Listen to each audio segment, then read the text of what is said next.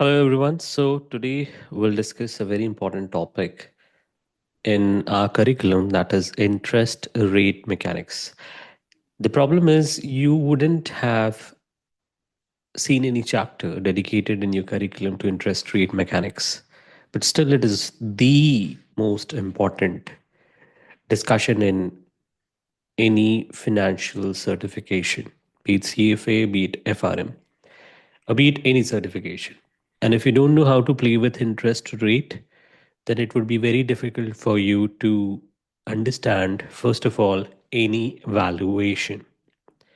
So you can see on the screen that we have written the objective of the session, and it says finding the value of any asset.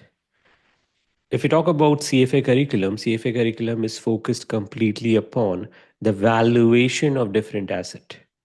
Fixed income valuation, equity valuation, derivative valuation, alternative investment valuation, valuation of different investment product.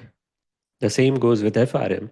In FRM, we don't have equity valuation and alternative valuation, but still, FRM is heavily dedicated toward a valuation of derivative product in FRM part 1 and also the fixed income product, right? So, if you don't know interest rate mechanics, it would be very difficult for you to understand anything related to valuation. So, you need to know what is interest rate, how you calculate interest rate, how you would be applying interest rate for valuation, right?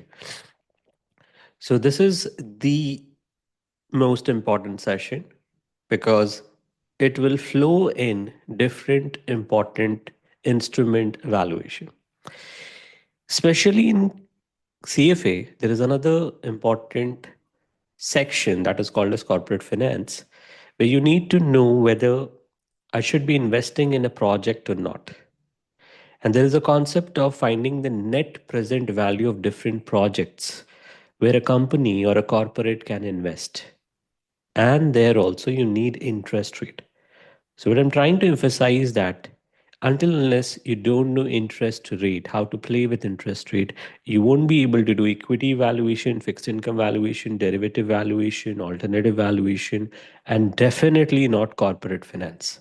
Okay, so it's critical. And it's not that simple.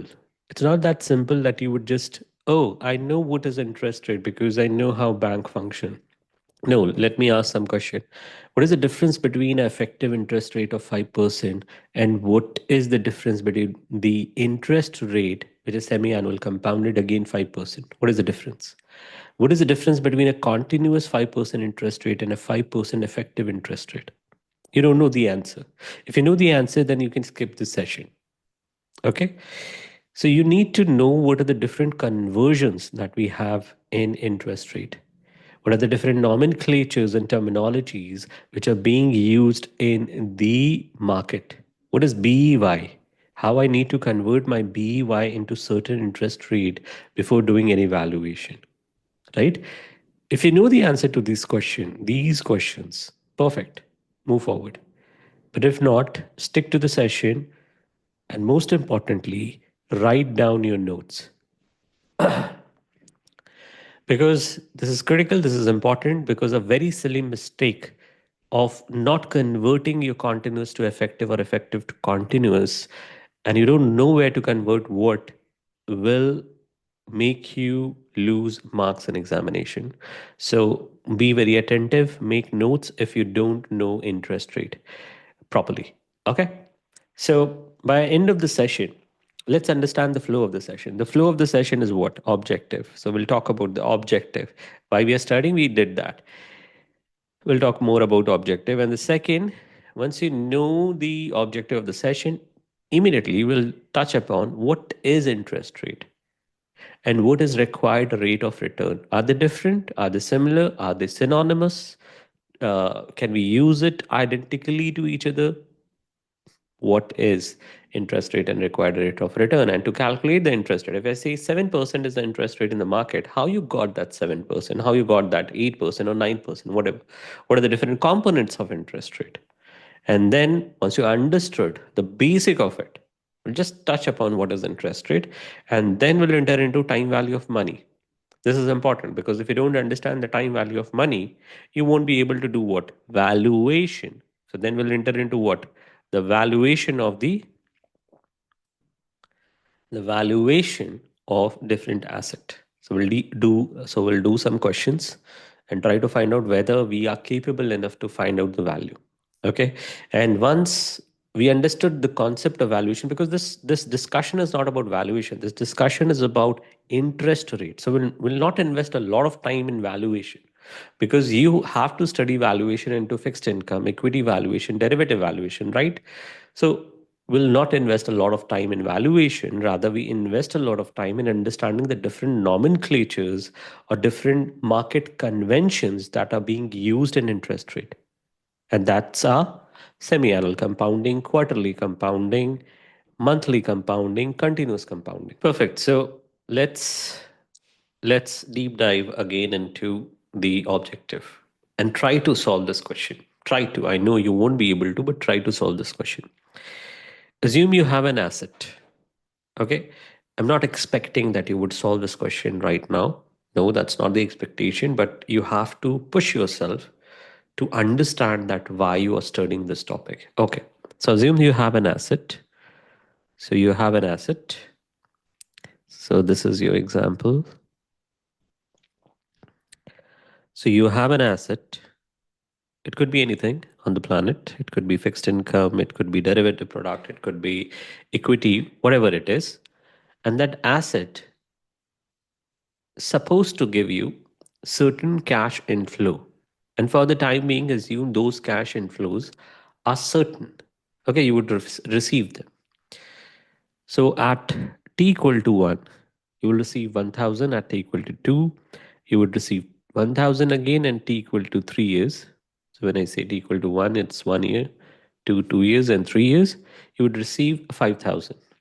So if you have an asset today in the market, today itself in the market, and you got to know there is an asset which will give you 1000 after 1 year, 1000 after 1 year, and 5000 after 3 years. And I've asked you to invest in that asset, buy that asset, and enjoy that cash inflow of 1000, 1000, and 5000 in the coming years, in the coming 3 years. How much you would be ready to pay today? How much you would be ready to pay today to buy this asset? Is it 6,000? Is it 7,000? Is it 6,500? Is it 5,000? Is it 2,000? What it depends upon. Think properly. Pause the video and think properly. How would you be able to find the value of this asset? How would you do that? Okay. When I say find the value of the asset, is it is the question which is saying how much I'm ready to pay today if I will get 1,000, 1,000, and 5,000. That is the meaning of value of the asset. The other nomenclature that you can say, what is the should be price of the asset. And if you want to speak in the layman term, then how much I'm ready to pay, how much I'm ready to pay today to buy this asset. If you have paused the video, thought properly, then the first thing that might have occurred to you that, oh, I need my required rate of return. How much I want as a return from this asset. If I invest, say, 5,000 today itself in this asset, what is my required rate of return? What is my required rate of return? Required rate of return. In short, we call it as RE, required rate of return, RE. Say it's 7%. Say it's 7%. Okay. Say it's 7%. For you, would be 7%. For some other person, it would be 10%. Doesn't matter. Say it's 7%. So what you'll do? To find the value of the asset, you have to find the present value. You have to find present value of the future cash inflow discounted at the required rate of return. I'm repeating the value of any asset on this planet. Write it. This is important. The value of any asset on this planet is the summation of future cash inflows or future cash flows, doesn't matter, it is cash inflow or cash outflow. Future cash inflow or cash flows discounted discounted at a required rate of return, at a required rate of return. And this particular line, the value of any asset is the summation of future cash flow discounted at required rate of return. If you want to write it mathematically, it is summation of the future cash inflow, where I varies from 1 year to nth year, discounted at a required rate of return. Whatever it is, doesn't matter. What I'm trying to say, that to find out the value, you first find the present value of 1000. Let's find the present value of 1000.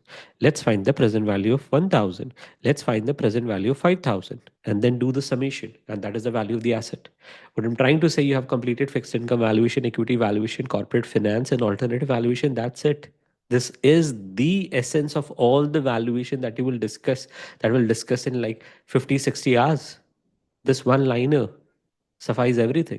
You have to find the present value, sum it up, that's the value of the asset. Okay.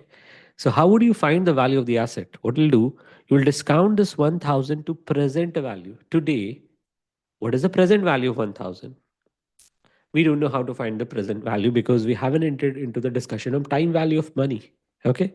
So assume this assume this 1000 is, say, present value is 900. This 1000 present value is 800 and the 5000 present value is 400. It's 4,000, sorry. It's 4,000. You sum it up, 900 plus 800 plus 4,000. It's 5,700.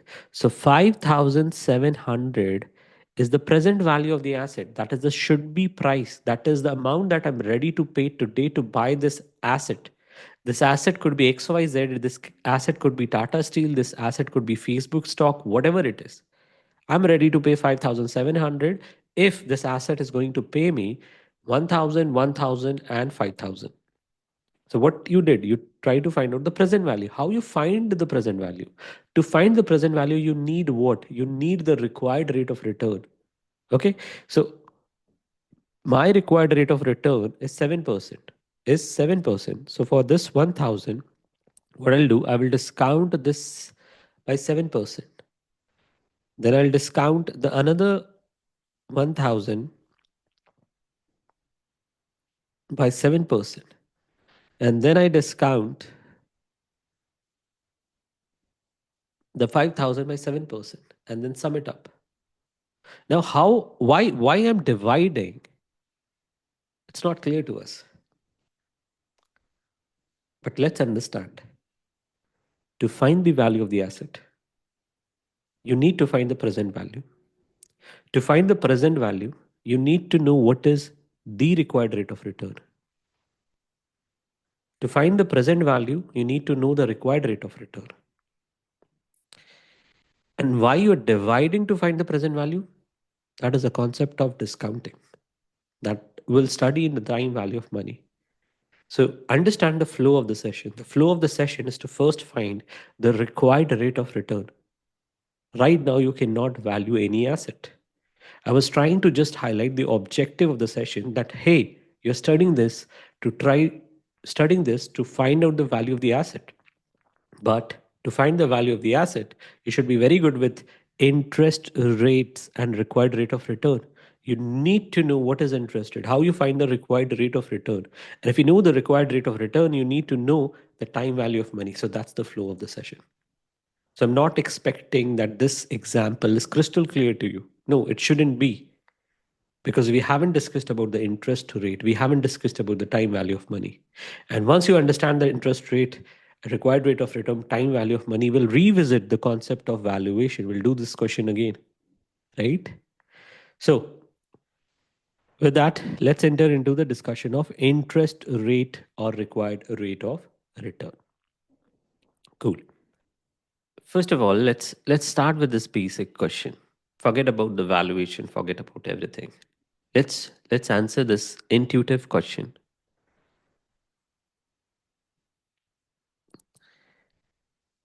So there are two cash inflows, possible cash inflow, and you have to choose between these possible cash inflow. One of your friends says that I will pay you dollar 100 today. Another friend say that I will pay you dollar 100 after 1 year. Okay? So friend A will give you dollar 100 today itself. Friend B will give you dollar 100 after 1 year. Which is the promising investment for you? Which will you take? 100 today or 100 after 1 year? Pause and think about it. I know the answer, the intuitive answer that you might have thought, but the second question is why? Pause the video and think about it. Whether you will take dollar 100 today or will you take dollar 100 after 1 year? Which one is a better business or better investment or better way of choosing between the two opportunities? The answer is very simple, that you will choose dollar 100 today. Why? Most of the student might be thinking about inflation. Oh, after 1 year, the inflation would be there. So the value of 100 after 1 year is actually not 100. It might be $90, right? So it's better choose dollar 100 today. So you might be thinking what? Inflation. Okay, perfect. Second thought process. Let's think about the different thought process you would have. The second thought process would be, hey, if I get the dollar 100 today, there is no default risk. There is no credit risk. There's no risk involved. I am getting that 100 today itself. But another friend who is promising me that I will give you 100 after 1 year, he might not be there, right? The second thing is you're thinking about default risk, which is also called as credit risk. Defaulting. Your friend defaulted on the payment of dollar 100. But what if I'm saying there is no inflation, there is no default risk or credit risk? There is no default risk or credit risk. Now, what you will choose? Dollar 100 today or dollar 100 after 1 year? If you're saying you're indifferent, you're still not thinking properly. Pause and think. There is a difference. The difference of feel good factor, that is called in finance or economy as utility. What? Utility. Feel good factor. You won't find this term feel good factor ever in your finance or economic book. But utility is nothing, it's feel good factor. If you now think about where you felt good, where you will feel good, if there is no inflation, there is no credit risk, think this is a very subtle thought, where you will feel good getting dollar 100 today or after 1 year. Today. Why? Because you will get that dollar 100 today and do whatever you want to have. You can have a burger in you can have a burger in uh, McDonald's, or you can have a pizza in Pizza Hut, or you can have pizza from Domino's, or you can have party. Whatever you want to do, you can do, right? Today itself. That is the feel good factor of using that money today itself. In finance, it is also called as opportunity cost. What? Opportunity cost. If you're giving me dollar 100 today, I might also invest somewhere where I get 3%, 4%, right? Or I'll use it. In finance, we call it as opportunity cost. In that opportunity cost, you don't have anything inflation adjusted, or there is nothing as default risk or credit risk adjusted. So there is no discussion about. I said do not discuss about inflation. So for the time being, I don't have inflation in consideration or default risk. No, nothing. Still, I will choose the dollar 100 that stands today. Okay, you will call it as utility, you call it as opportunity cost, whatever you want to call it as, but that's there in the market. Okay, so assume there is, if you have this investment today and you are 100% sure that without any discussion about inflation it will give me 3%, then if I receive $100 today I would invest that in the investment opportunity, and so I will gain what, 3%. This is one way of thinking about it. Other way, the feel good factor that I have, the utility that I have to using that $100 is 3%. But how would you calculate that utility? How would you calculate that feel good factor? It's difficult. It's difficult to calculate. That's why in finance, in economics, nobody talk about feel good factor or utility as the opportunity cost or as the minimum interest that you will charge if there is no inflation or there is no default risk or there is no credit risk. Okay? Now there is another way you can think of this. Forget about opportunity cost, that there is any investment. If I use my $100 today itself, I have this, say, feel good factor of 1%. You might have feel good factor of like 10%. Some other person would have feel good factor of 5%. Some other person would have a feel good factor of, say, 1.5%. If you take the consensus and take an average, that will come to 3%. So therefore, people don't talk about like feel good factor and utility in the books, but it is there. That is the bare minimum that you're charging for because you're foregoing your feel good factor today. And for that foregoing the feel good factor, foregoing that happiness, you're charging something. You can call it as opportunity cost mathematically by finding an investment opportunity where you receive 3% irrespective of inflation, irrespective of default risk or credit risk. Okay, so there are different ways you can reach out that number of 3%. Easier one is to find out an opportunity of investment where if there is no inflation, no default risk, I would receive something, some percentage, and that is your opportunity cost. In market, we call this opportunity cost as real interest rate, real risk-free interest rate. What? Real risk-free interest rate. Real risk-free interest rate. So write it down.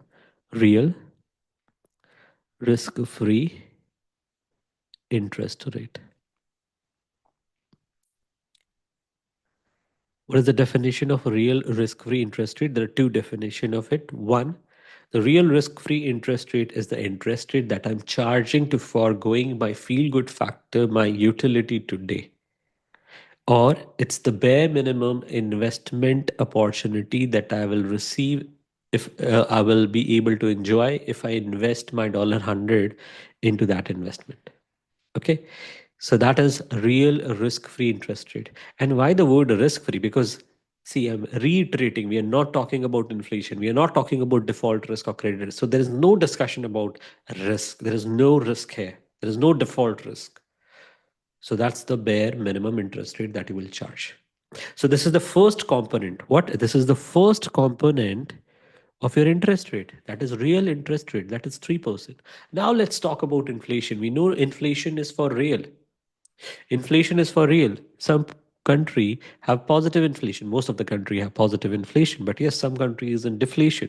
So there are negative inflations.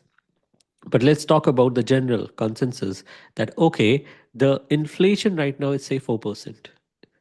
So if inflation is there, definitely we'll charge for inflation as well, right? That's the second component of interest rate. Okay.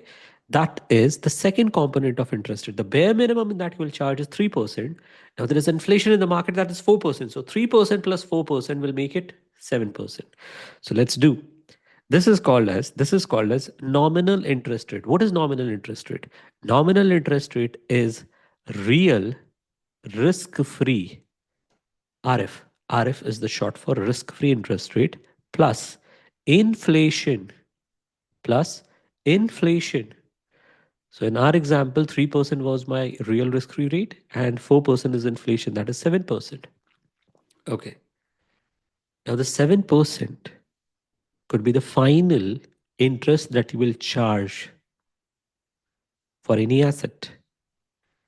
It could be your final interest rate that you will charge in any asset, or it could be the other way, the correct way to say is the 7% could be the final required rate of return to be charged in any asset. But the way we were charging in this asset example, we took 7% as the required rate of return. That's fine. But what if? But what if there is credit risk also? What if the asset may default? What if the person may default? So therefore, you have to adjust for what? You have to adjust for credit risk, right? So you need to find out how much is the probability that the person will default. How much is the probability that the person will default? Now, this probability has nothing to do that how much would you charge. There are two different things. You have to calculate, and this is a very difficult maths. I will give you a sense of that maths, but don't worry about that math right now because there is a detailed discussion that we'll do about how to find out that how much you will charge if there is a default risk or credit risk. Assume you want to charge say 2%. How you got that 2%? That's a question we have to answer. But wait. So the final required rate of return, if there is no credit risk, is again what? Real risk-free rate plus inflation plus the, this is called as whatever you're charging as the adjustment for the default risk or the credit risk is called as credit spread. It's called as credit spread. So real risk free is how much? Real risk free rate is your, in our example, it was this 3%. So we'll write 3% here. Sorry, 3%. What was inflation? 4%. And what is the credit spread? 2%. So the net you will charge is 9%. Now the question is the default risk would be identical for different asset or different investment? No. Assume I am buying a bond for Tata Steel. There might be a very low credit risk involved. So I will just charge for like 0.5%. But what if I'm investing in a very uh, high risk bond, high risk corporate bond? I would charge maybe 10%. Take it another way. There is one of your friend who has a very high integrity. People trust him. You won't charge any credit risk or credit spread because you know the person will return the money. Other friend, nobody trust. You give the money, you ask for 15% extra credit spread. And just want to repeat one important pointer here that credit spread has two component. It's not only related to probability. Yes, you might have thought, what is the probability of default? What is the probability? But credit spreads are calculated. You can write it down somewhere. The credit spreads are calculated based on two important factors. It's not important for this session because there would be a detailed discussion either in fixed income or in level 2 about how you calculate credit spread. The first is the probability of default, which is in short is called as PD, and the second is the loss given default. So when you do PD into LGD, you find credit spread. There are different ways to find out the credit spread, but if you want to be really interested in what are the two factors which impact the credit spread of a person, an entity, or a corporate, it depends only on two things. What is the probability of default of that entity or the corporate or the bond? And what is the loss given default? What if the person defaulted? How much he will default on? Is it 60%, 40%, 20%? What it is? We'll not enter into that discussion because it is a very heavy discussion.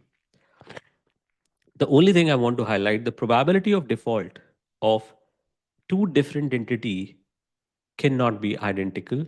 The same way the loss given default of two different entity cannot be identical. So your credit spread cannot be identical. You have to change your credit spread for different bond, for different investment. Yes, real risk-free rate is constant across the market. You're talking about a country real risk-free rate. You're talking about inflation of a country. Okay. But credit spread is different for different investment in a country. So that is important. That is critical. And that's the difference. Real risk-free rate and inflation is constant in a country, not across the border in a country, but credit spread will be different. So therefore, what we have written, see, the different components that we have to calculate the final interest or the final required rate of return is real interest rate. That's your opportunity cost, or that's your adjustment for foregoing the feel good factor. Any one of them you can choose. Inflation and credit spread. If you know these three components, you can calculate what is the required rate of return that I will charge for this investment. Okay. So for the time being, for interest rate mechanics, do not confuse yourself between interest rate and required rate of return. They're the same stuff. Okay. They're the same stuff. Use it synonymously. Okay. Now we got our different components of interest rate, that is real risk free, inflation, and credit spread. Now we'll move into the most important concept, another most important concept, that is time value of money. In time value of money, there are only two concepts. One is discounting, and another is compounding. So discounting and compounding. See, compounding is very clear to a lot of people. So we'll first build the intuition of compounding. And as you reverse the compounding, it will become discounting. Okay. So compounding is very clear. Uh, Intuitively, everybody knows about compounding because we all study about the compounding in our classes. In general market terms, we know what is compounding because we keep on investing in certain asset and enjoy the benefit of compounding. Okay. So we'll start with compounding. Okay, before entering into the discussion of time value of money, I missed one of the important pointers in interest rate discussion, as in the discussion of interest rate and the required rate of return. What are the different components? So the caveat here is we we know that there are three components of required rate of return, that is real interest rate, inflation, credit spread.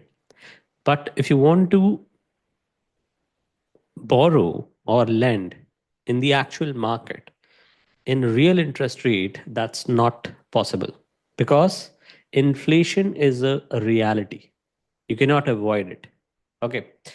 However, some of the countries, very few countries like Brazil and Mexico, there you have financial instrument and actually real currency. For example, Brazil have a real currency which doesn't have inflation, and there are different bonds where you will get the interest in the terms of real interest rate, not with inflation, even in Mexico and some of the countries of Latin America, and that is a possibility. And the reason is these countries had faced hyperinflation in the past few decades, and therefore to safeguard themselves from the hyperinflation and safeguard themselves from the hyper volatility of these inflation, they have these real interest rate instrument. Apart from these country, be it India, be it state, be it Europe, you won't find any country which will have instrument in the real interest rate. So if you try to borrow or lend on real interest rate, it's not possible. Okay. And in the curriculum of CFA or FRM or most of the MBA finance curriculum, you won't find any mention of any financial instrument which have real interest rates. So the only interest rate, the minimum level of interest rate that is possible is a nominal interest rate. What is a nominal interest rate? That is a real interest rate or a real risk-free interest rate plus the inflation. Okay. And whenever I say the word a real interest rate, it's real risk free interest rate. When I say nominal interest rate, it is nominal risk free interest rate. The only place or the only nomenclature or terminology of the interest rate where the credit risk also enters, that is required rate of return. Otherwise, if I say nominal interest rate, if I say real interest rate, it is a risk free interest rate. So that was one of the caveat that I want to mention, that okay, please do not assume that real interest rate is treated in the market somehow. With that, let's enter into the time value of money. And as I mentioned earlier, that we'll start with compounding because it's very intuitive. Most of the student already understand what is compounding. Okay.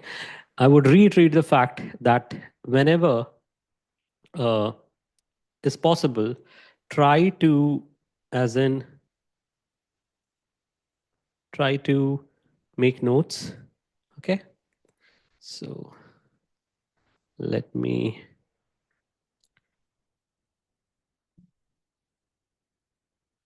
cool. Perfect. So compounding.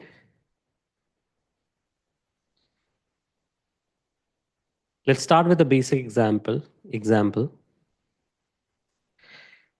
The example is also mentioned here, that assume at t equal to 0, at t equal to 0, you have dollar 100, okay?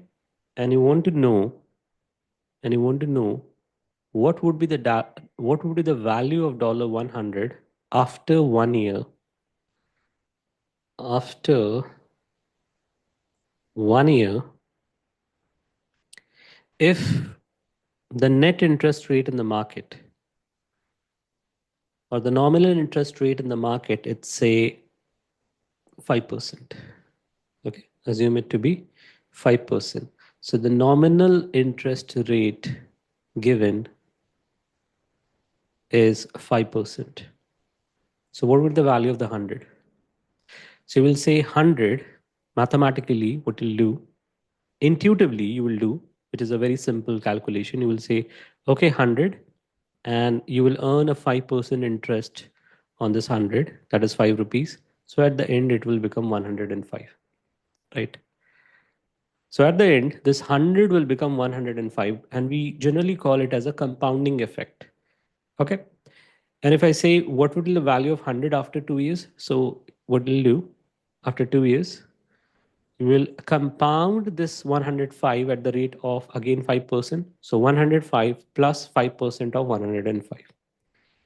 Now let's understand that, let's factor out $100, then see what's happening.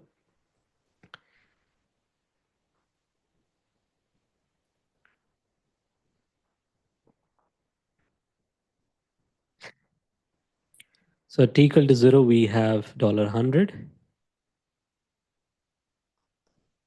So you said that after 1 year, at t equal to 1 year, because of 5% of interest rate, your 100 will become 105, which is basically saying, if you take 100 common, which is basically saying that 100 into 1.05. And then again, at t equal to 2, again you will earn 5% interest on 105, or you can say it will get compounded by 1.05 again, right? So in compounding, if I try to find out what is the future value of a cash flow standing today, the simple formula that I can formulate is that whatever the present value I have, which was $100, into 1 plus interest rate upon 100 raised to the power time, right? This is the basic compounding formula that we have studied in class 8 or 9, right?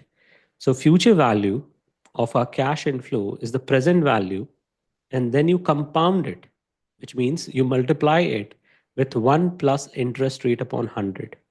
And raised to the power time highlights that how many years you have invested in. That's it. That's the formula. So simple, right?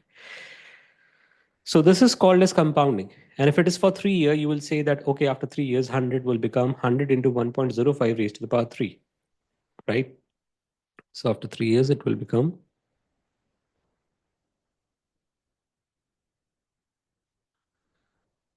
and after 4 year, 100 into 1.05 raised to the power 4. This is compounding. You know that. And just I reverse the question. This is compounding. We know that. We have the intuition for the compounding. So we don't have to worry about it. Now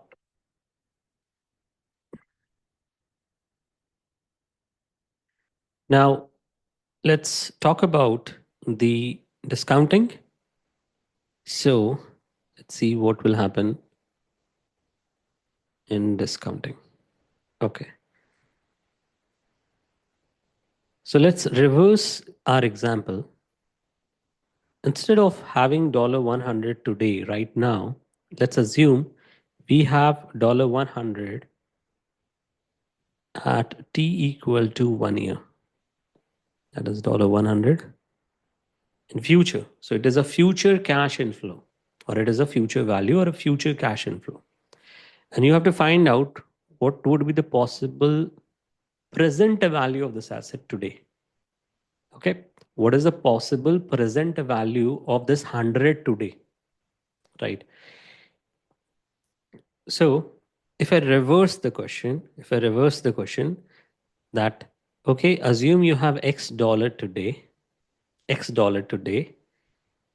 and interest rate in the market is say 5%, is 5%,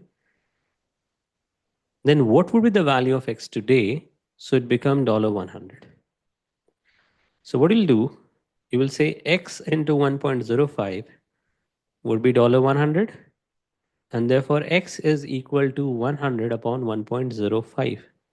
And that would be the value of 100 today. 100 upon 1.05. Let's do the calculation. Use the BA2 plus calculator. If you don't have BA2 plus calculator right now, try to purchase it as soon as possible. Okay. So you're doing 100 upon 1.05, and the value will come to 95.24. $95.24 is the present value of 100 today. What we did, if you see properly, we did 100 upon 1.05 to find out the present value today. 100 upon 1.05. Okay. And that is pretty obvious that the present value would be the face value divided by 1 plus interest rate, because we formulated it. If face value is equal to present value into 1 plus interest rate, sorry, the future value is equal to present value into 1 plus interest rate upon 100 raised to the power time, then by this formula, the present value would be equal to face value divided by 1 plus interest rate upon 100 into time. Right? So if I slightly make this question complicated and try to ask the question, say that assume I don't have 100 outstanding at t equal to 1, but at t equal to 2. T equal to 1 or t equal to 2. And if I have $100 outstanding here, then what would be the value of 100 at t equal to 0? At t equal to 0, what would be the value?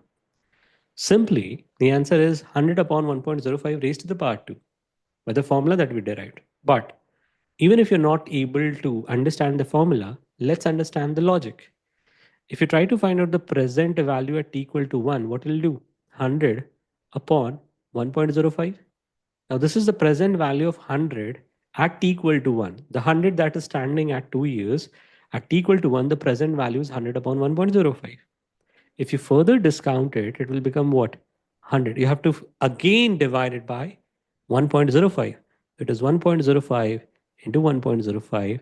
That is 100 upon 1.05 raised to the power 2. And it is after 3 years, then what will do? If this 100 is outstanding after 3 years, what will you do? You will divide by, if it is after 3 years, as in t equal to 3, and you want to know what is the present value of 100 today, then you will do 100 upon 1.05 raised to the power 3. That's the formula. That's the formula that we derive, right? That's the formula that we derive. These are the two important formula of compounding and discounting. In compounding, you multiply to find the future value. In discounting, you divide with 1 plus interest rate raised to the power time, right? So this is compounding and discounting.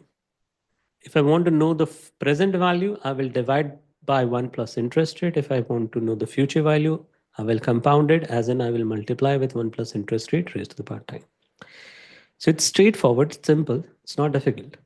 Okay. So as I mentioned, that as you understand the interest rate or required rate of return and time value of money, we can enter into the discussion of actual valuation. Okay. So I think it's very clear that for compounding, you multiply, and for discounting, you divide. Now let's enter into the calculation of valuation. So this is the question, valuation question, read it properly and try to solve it. A company is expected to generate annual cash flows. And if you see the cash flows, these are cash inflow because they're positive. $1,000, it's positive. $1,000 again, it's positive. $5,000, it's positive. In some of the question, you might get negative like this. And we'll try to solve it today itself. Okay? It's not a rocket science. It's very simple and straightforward. A company is expected to generate annual cash flow for the next 3 years. And the 3 years cash inflows are given. T equal to 1, T equal to 2, T equal to 3 years. If the nominal and real interest rate is 4% and 8%, understand, you're talking about, actually, this is incorrect somehow. It should be written, the nominal should be here, the nominal, and this should be the real. Is 4% and 8% per year. What should be the price of the asset? Okay, because the nominal is going to be always greater than the real interest rate, because most of the question does not assume. This is a I would say the typo error. If it comes in the CFA examination as this, then yes, there is negative inflation possible. Okay, for the time being, the 4% is the real interest rate and 8% is the nominal interest rate as per this question. What should be the price of the asset? Okay. First of all, you need to identify whether I have to apply the real interest rate or the nominal interest rate.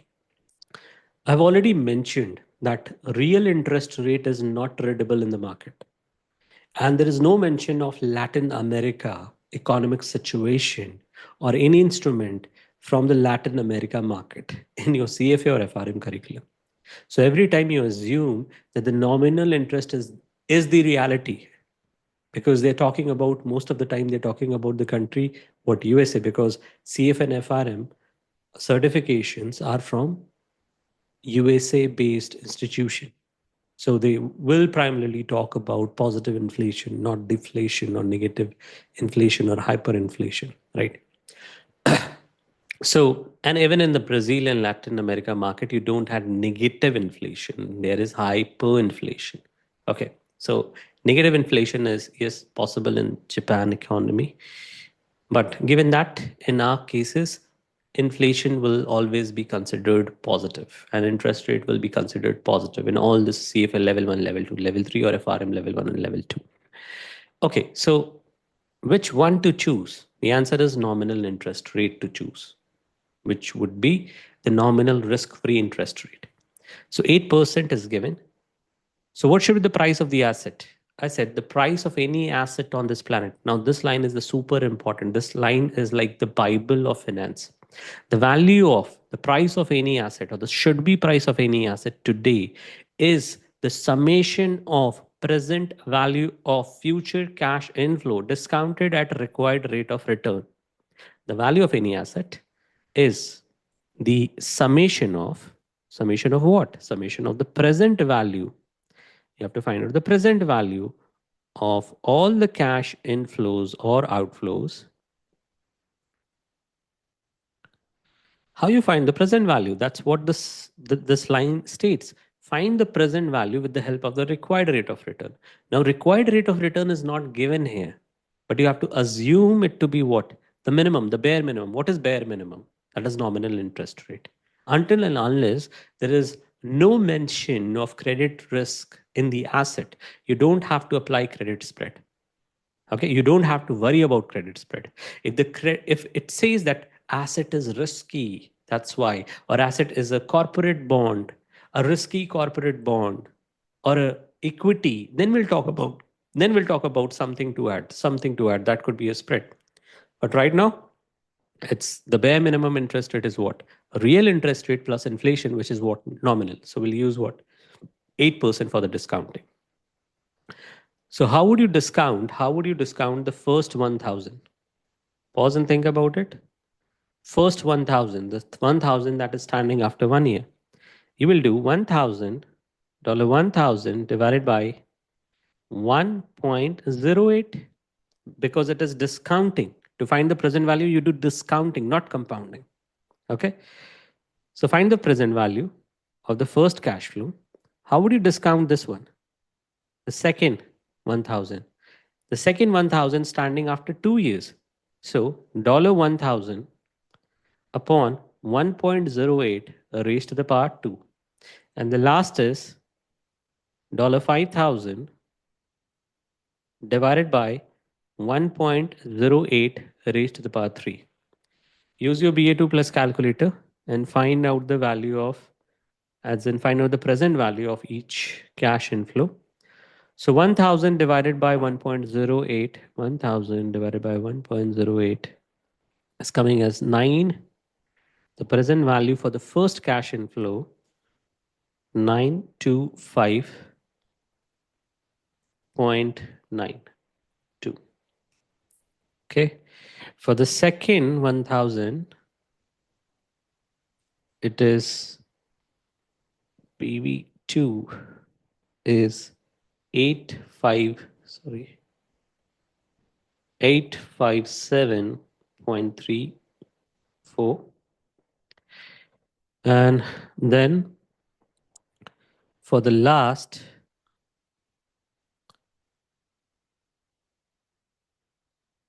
it is 3969.16.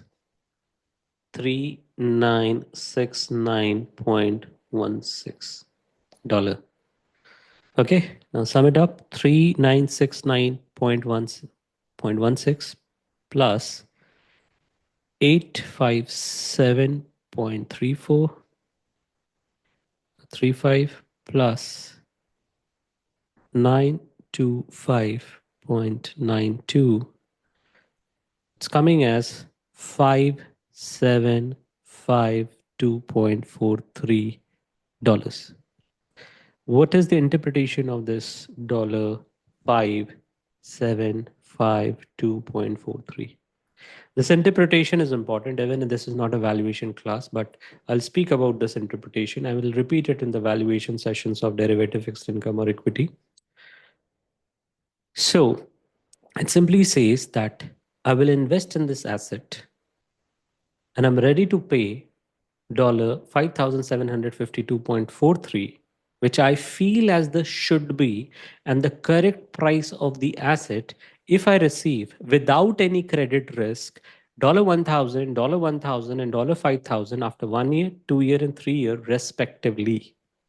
And there is a surety because there is no risk involved. But this is the should be price. This is the correct price. And there could be possibility that in the market, the price of the asset is not $5,752.43.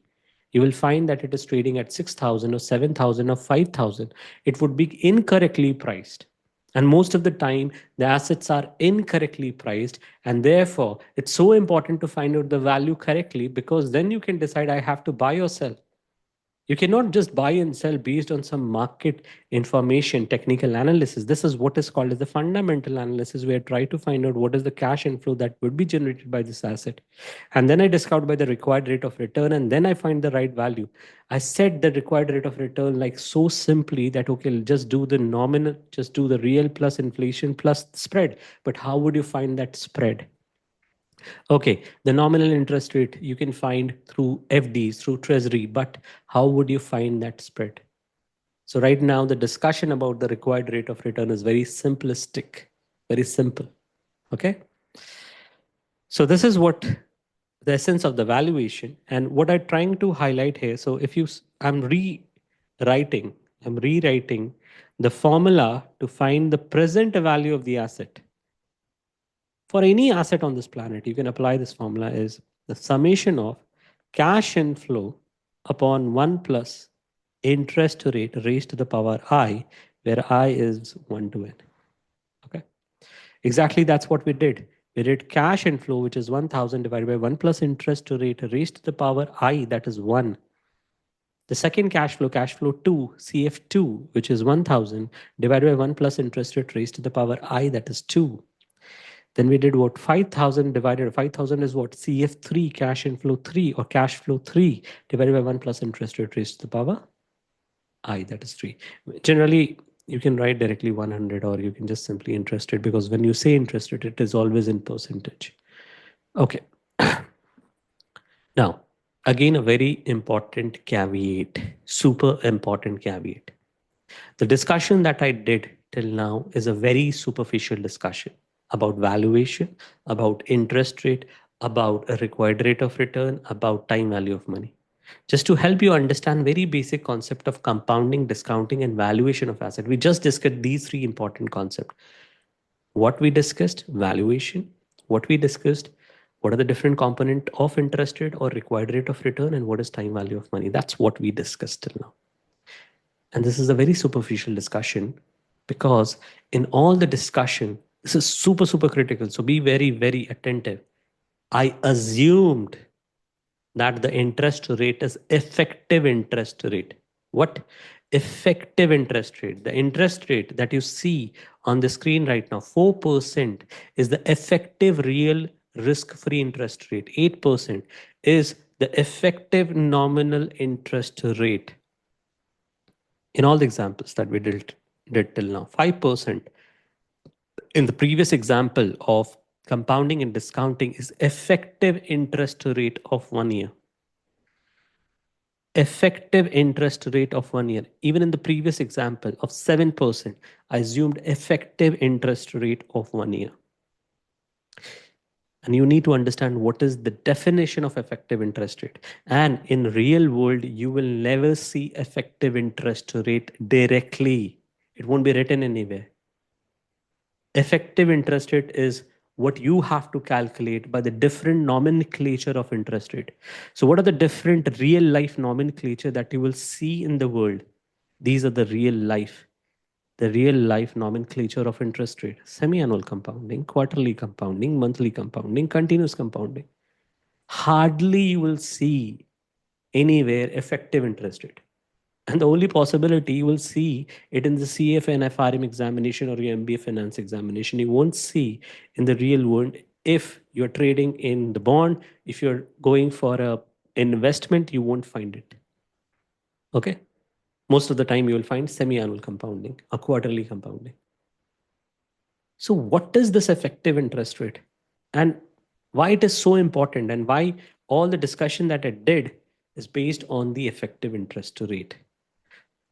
So pause if you want to revisit all the concept, because now it is critical. It's super critical because it's actual discussion. So when I say the word effective interest rate, when I say the word effective interest rate,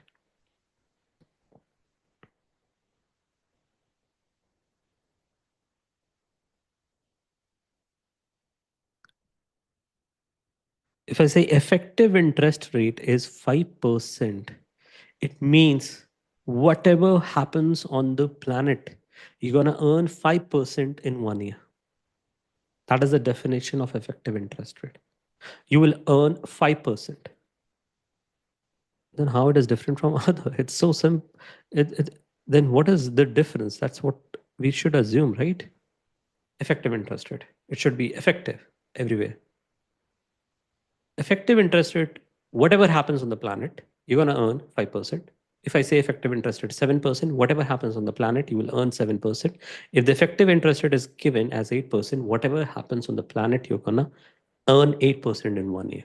Effective interest rate. But if I say effective interest rate of 6 months is 5%, then whatever happens on the planet in 6 months, you will earn 5%. Effective interest rate is the pure or the net interest rate that you will earn. But when you go to the bank, they will say, hey, you will earn 5% semi annually compounding. That would be written in your FD document, semi annual compounded, or they would be quarterly compounded. When I say 5% semi annual compounded, what does it mean? How should I interpret? The answer, I'm telling you the answer, and soon it would be very intuitive to you for other compounding. It means, because it's semi annual compounding, it means in the first 6 months, you will earn 5 upon 2, and in the next 6 months, you will again earn 5 upon 2. So you'll earn 2.5 and 2.5 every 6 months effectively. Now, this is effective. This 2.5% is the effective interest rate, but not of 1 year, of 6 months. This is the effective interest rate of not 1 year, but 6 months. Then you'll say, what is the difference between the 5% and 2.5%? Yes, there is a difference. Understand? If your $100 standing here, effectively you will first earn 2.5%. And then on that 2.5%, again you will earn 2.5%. So in net, you will earn more than 5%. I would say approximately 5.25%. We'll do the mathematics and try to find how much was the effective interest rate. Let's do the maths. So first you will earn effectively 100 into 1.0025, right? So 100 into 1.025. After 6 months, it will become 100 2.5, right? And then for the next 6 months, you will again earn 2.5%. So it would be 100 into 1.025 raised to the power 2. And let's try to find out how much effective you have earned. Let's do the calculation. Use the BA2 plus calculator. So 1.025 into 1.025 into 100, it will become 105 point. At the net, you will earn 105.0625. So you haven't earned 5%. You subtract 100 from it. So net, how much you earned? 5.0625%. That is the effective interest rate that you earned in a year on 100. The discussion is of not 2 years. The discussion is of 1 year because it's saying 6 months and then 6 months. So net, you haven't earned 5%. So in semi-annual compounding, first you will earn 2.5% and then on it you will earn 2.5%. So you will earn a bit higher than 5%. And the answer didn't come to 5.25%. The answer came to 5.0625%. Doesn't matter. What is important is that you earned more than 5% effectively. What is the meaning of effectively? That on the planet, whatever happens, you would earn 5.0625%. So I can say if 5% is semi-annual compounded given by the bank or the bond or any financial instrument, effectively in a year, you will always earn 5.0625%. But they will not mention 5.0625%. They will say 5% semi-annual compounding because that's the trend. That's the market trend. That's the way people talk in banks or most of the time in the corporate bonds or in treasury bond. Semi-annual compounding. The other name of semi-annual compounding is BEY. BEY, bond equivalent yield. You can write it down. However, we'll discuss it in fixed income, but bond equivalent yield. When I say bond equivalent yield, I'm talking about semi-annual compounding, nothing else. Okay? So we just talk about the semi-annual compounding. Let's talk about quarterly compounding. And please make the notes because then you will understand the whole pattern that how to find out the effective interest rate. So we did right now for semi-annual compounding. So it should be like semi-annual compounding. This is the calculation. We'll do for quarterly compounding. Again for 5%.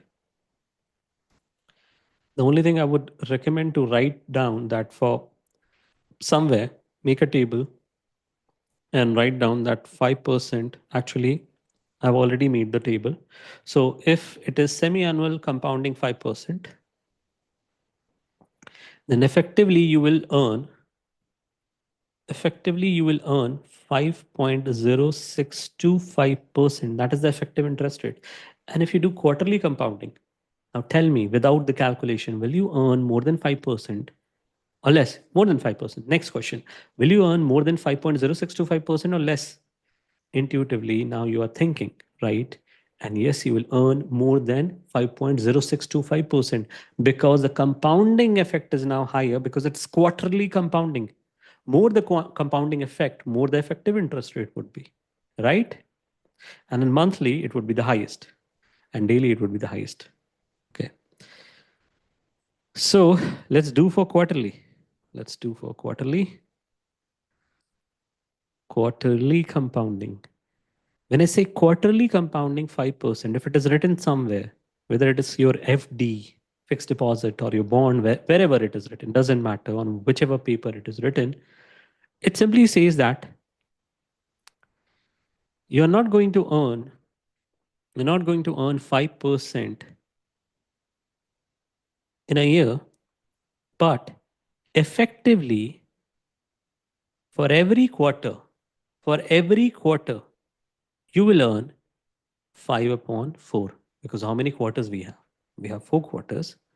So first quarter, you will earn 5 upon 4. The second quarter, you will earn 5 upon 4. The third quarter, you will earn 5 upon 4. And then in the fourth quarter, you will earn 5 upon 4. Starting today, first quarter, first quarter, you will earn 5 upon 4. What is that amount? 1.25, right? 1.25%. So this is 1.25% effectively you will earn in the first quarter. Then on that 1.25%, you will again earn 1.25% further, and then 1.25%, and then 1.25%. So in net, assume you're investing $1. So your $1 will first become 1.0125. Then again you will multiply by 1 into 1.02, as in 1.0125, and then again you will multiply by 1.0125, and then again you will multiply by 1.0125. Let's do the calculation. So our assumption is that it should be greater than 5% and it should be greater than even 5.0625% that came from semi-annual compounding. Let's do it. So 1.0125, simply do a raise to the power, because it's 4-time multiplication. So you can do simply a raise to the power 4. And the final answer which will come is 1.05094. So your 1 rupees become 1.05094. So how much you earned? What is the net interest rate? 5.094, right? So the final interest rate that came is 5.0945 actually. So make it 5.95%. 5.0945% is the effective interest rate that you will earn if in the document it is written 5% quarterly compounding. So 5.095%. So let's write down that if the compounding is quarterly, you will earn higher than 5.0625 and you will earn 5.095%. That is the effective interest rate. And if it is given monthly, 5% monthly. Now it's written monthly. So what do you do now? You divide by 12. So 5 upon 12, that is the effective interest rate of 1 month. And then you raise it to power 12. If you see the pattern, let's do the calculation of monthly and then we'll put down the pattern finally. So you can play with any compounding easily. So instead of quarterly, let's do monthly.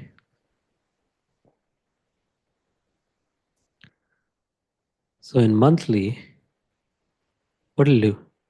What monthly compounding means that You won't earn 5% net in a year, but every month you will earn 5 upon 12, 5 upon 12, 5 upon 12, right?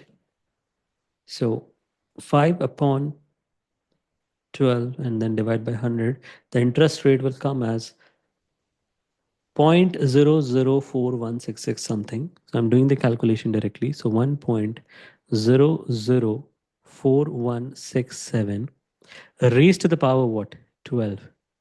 And then again minus 1 because I'm talking about $1. You can do the calculation with $100. At the end, it will come same. So plus 1 raised to the power 12. Whatever the answer would come, the simple question I would ask again, is it greater than 5%? It is greater than 5.625%. It is greater than 5.095%. Yes, it would be the highest among all the 3 and 4.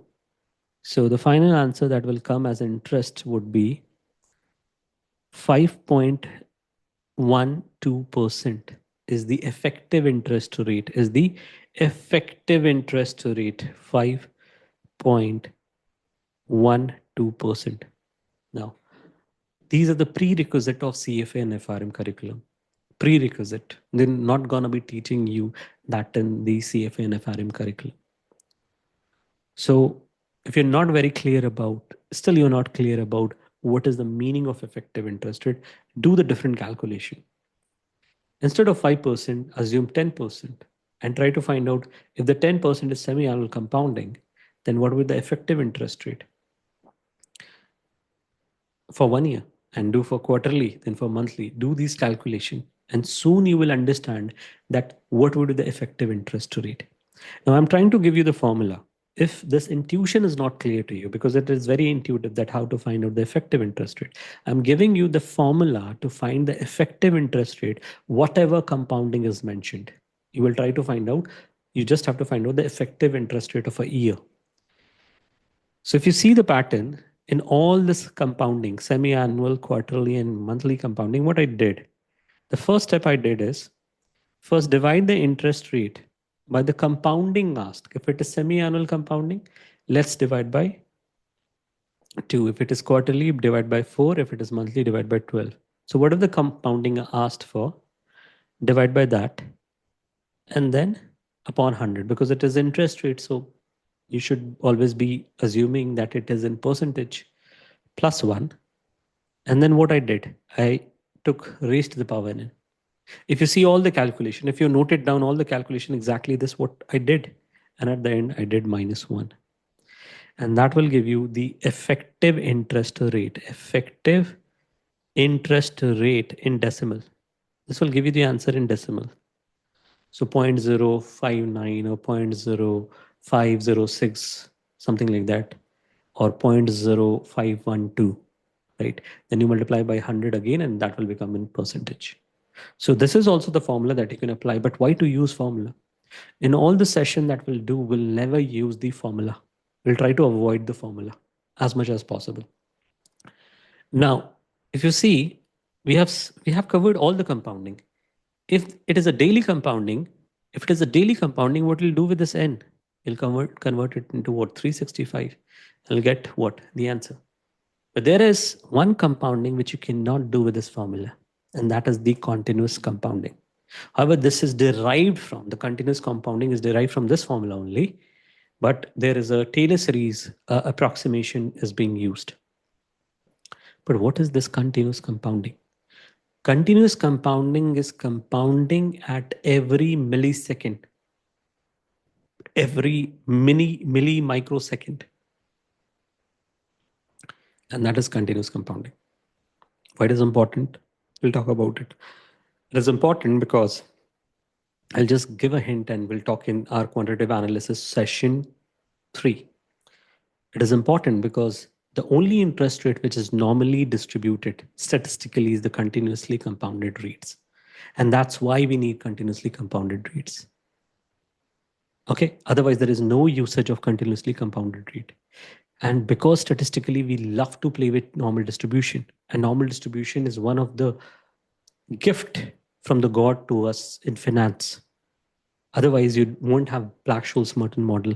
You won't have any word discussion. It is just because you have continuous compounding always comes to a normal distribution. That's why we love continuous compounding. But what is continuous compounding? Compounding every milliseconds, microseconds. Or you can say it is infinite compounding. And because it is infinite compounding, that's why we call it as continuous compounding. There, the formula that we discussed will not apply. So there are two conversion which is given. We'll talk about that. What is continuous compounding? There are two conversion that is mentioned here. First, write it down, these two conversion. If the effective interest rate is given, to find the continuous interest rate, you will do log of 1 plus interest rate upon 100. And if it is continuous rate is given, every time to find effective interest rate, you will do e to the power x, where x is the interest rate in the continuous term, minus 1. I'll get the effective interest rate. Okay. What is the derivation? We'll talk about it. Don't worry about that, how it is e to the power x minus 1. We'll do a very simple maths to find out that if continuous rate is given, how can, or continuous compounded rate is given, how I can find effective interest rate. So the only exception that we have for the math or the formula that I have given is effective interest rate. Otherwise, it is daily, monthly, quarterly, whatever you take, doesn't matter. This formula will work. Only for the continuous compounding, it won't work. And let's do the maths for continuous compounding. Perfect. So continuous compounding, assume that in the example it is given, I have given you a hint that why we use continuous compounding, right? Because of the assumption of normal distribution. Now, what is normal distribution? We haven't entered into quantitative analysis sessions.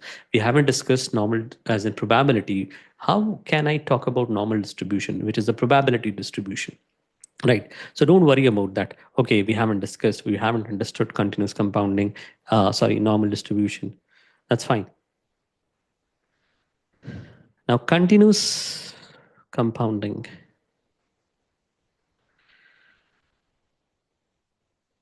Continuous compounding. In continuous compounding, say that it is given 5% continuous compounding. 5% continuous compounding is given. How can I find the effective interest rate? So you will do from continuous interest rate to effective. If you noted down the formula, it says e to the power x minus 1. So let's do e to the power x. What is x? Interest rate. 0.05, because it's 5 upon 100 minus 1. Just solve for it. You'll find your effective interest rate. And even before solving, a simple question. Will it be greater than 5.12? Will it be greater than 5.095? Will it be greater than 5.0621625? Let's do the calculation. Let's see. So 0.05 e to the power x minus 1, and it is actually greater than 5.12, because even 5.12 is approximation. It was actually 5.11 something.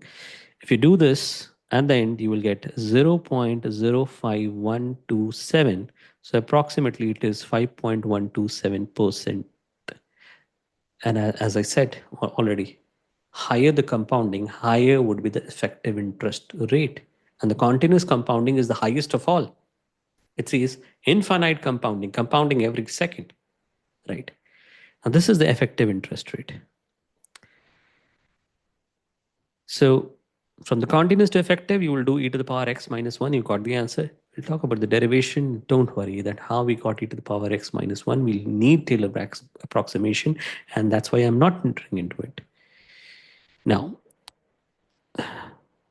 generally, we want to find effective interest rate because effective interest rate is the pure interest rate we use in valuation. We discussed it. That's the word effective means, that this is the true interest rate that will earn effective interest rate. But there are times when effective is given and you want to convert it into continuous rate. So the answer is log of 1 plus x.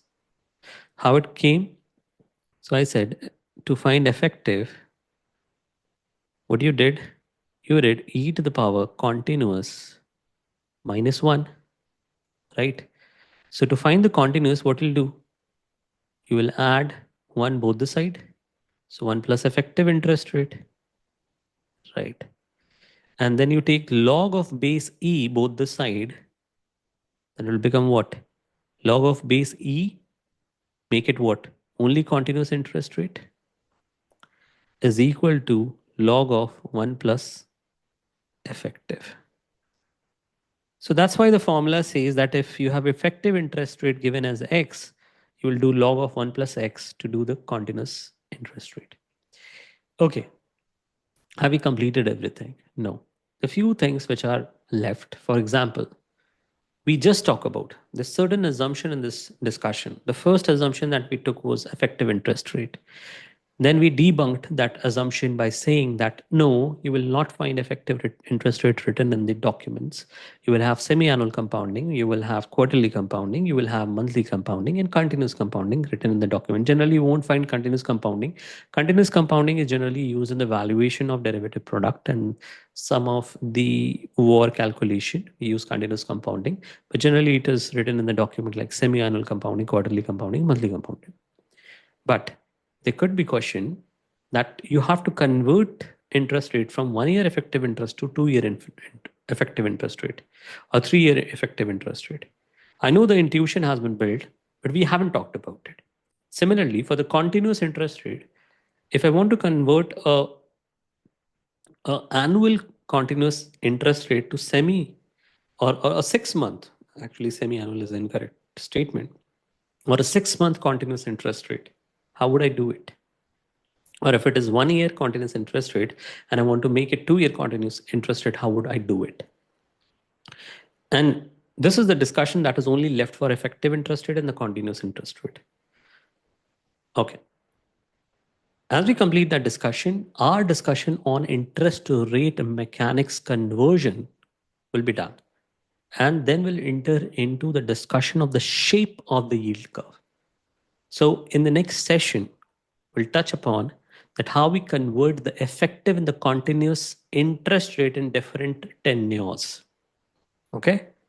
We are not going to repeat that how to change a compounded interest rate to effective. Okay. We won't do that because we did that. We'll only talk about how effective and the continuous interest rate can be converted into different tenure. Would be the first discussion. And then we'll discuss about the shape of yield curve and slightly touch upon the concept of LIBOR retirement, and how the SOFR, not our SOFR, the new interest rate came into the world that is called a SOFR. Perfect. So these would be the 3 discussions on the second session of interest rate mechanics. Important point, I will mention again that these discussions are the foundation of all the valuation. I won't be able to repeat them because they're too basic. They're prerequisite discussion. In CFA and FRM, they don't talk about specifically about these conversions. So my only advice is watch the videos, this particular video multiple times until unless you're very clear about the concept of time value of money as in compounding discounting. You're very clear about valuation, whatever we have discussed, and how you change the compounded interest rate and find the effective interest rate. With that, we'll end the session today. Thank you. Have a nice day.